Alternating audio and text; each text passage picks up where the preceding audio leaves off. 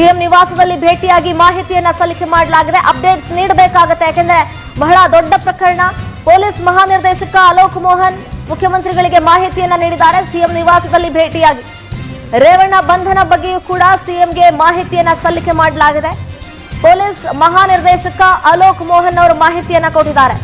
ಆರೋಪಿ ಪ್ರಜ್ವಲ್ ಎಲ್ಲಿದ್ದಾನೆ, ಯಾವಾಗ ಬರಬಹುದು, ಪ್ರಜ್ವಲ್ ರೇವಣ್ಣ ಬಗ್ಗೆಯೂ ಕೂಡ ಮಾಹಿತಿಯನ್ನ ಪಡ್ಕೊಂಡಿದ್ದಾರೆ. ಮುಖ್ಯಮಂತ್ರಿ ಸಿದ್ದರಾಮಯ್ಯ ಸಿಎಂ ಸಿದ್ದರಾಮಯ್ಯಗೆ ಮಾಹಿತಿಯನ್ನ ನೀಡಿದ್ದಾರೆ ಡಿಜಿಐಜಿಪಿ ಅಲೋಕ್ ಮೋಹನ್. ಬಹಳ ದೊಡ್ಡ ಪ್ರಕರಣ, ಗಂಭೀರ ಪ್ರಕರಣ. ಮೇ 9ವರೆಗೂ ಕೂಡ ಪ್ರಜ್ವಲ್ ರೇವಣ್ಣ ಬರೋದು ಅನುಮಾನ ಅಂತ ಹೇಳಿದ್ದಾರೆ ಅವರು. ಸಂಸದ ಪ್ರಜ್ವಲ್ ರಾಸಲೀಲೆ ರೇವಣ್ಣ ಬಂಧನ ಪ್ರಕರಣ, ಸಿಎಂ ನಿವಾಸ ಕಾವೇರಿಯಲ್ಲಿ ಮಹತ್ವದ ಮಾತುಕತೆ ನಡೀತಾ ಇದೆ.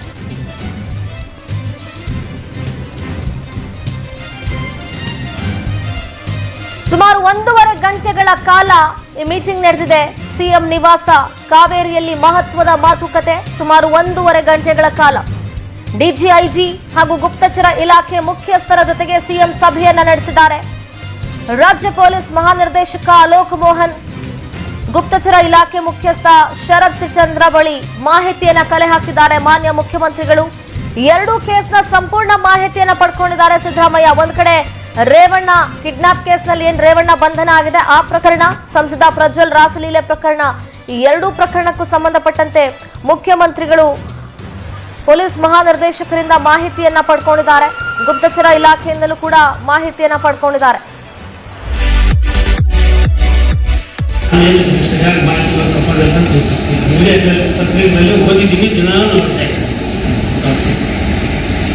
ಈಗಾಗಲೇ ರಾಜ್ಯ ಸರ್ಕಾರ ಮಾನ್ಯ ಸಿದ್ದರಾಮಯ್ಯವರು SIT ಸಂಸ್ಥೆಗೆ ಕರೆದು SIT ಅವರು ಈಗಾಗಲೇ ತನಿಖೆ ಮಾಡೋ ಪ್ರಾರಂಭ ಆಗಿಬಿಟ್ಟಿದೆ. ರೇವಣ್ಣವನ್ನು ಅರೆಸ್ಟ್ ಮಾಡಿದ್ದಾರೆ, ಕೋರ್ಟ್ಗೆ ಪ್ರೊಡ್ಯೂಸ್ ಮಾಡಿದ್ದಾರೆ. ಮತ್ತೆ ಅವರನ್ನು 3 ದಿವಸ ಕಸ್ಟಡಿಗೆ ಸಂಸ್ಥೆ ಕಸ್ಟಡಿಗೆ ತಗೊಂಡಿದ್ದಾರೆ.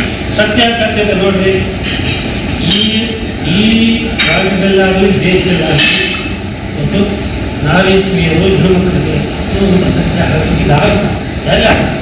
ಆಗಬಾರ್ದು ಅಂತ ಘಟನೆಗಳು ನಡೆದಿದೆ ಅಂತೇಳಿ ಏನಾದರೂ ವರದಿ ಬಂದರೆ ಕಾನೂನಲ್ಲಿ ಏನಿದೆ ಅದರ ಮೇಲೆ ಕಾನೂನು ರೀತಿ ಅದರ ಮೇಲೆ ಕ್ರಮ ತಗೊಂಡ್ರು. ಇದಾಗಲೇಬೇಕು, ದೇಶದಲ್ಲಿ ರಾಜ್ಯದಲ್ಲಿ ಇವೆಲ್ಲ ಆಗಲೇಬೇಕು. ಆಗಲೇ ಹೋದರೆ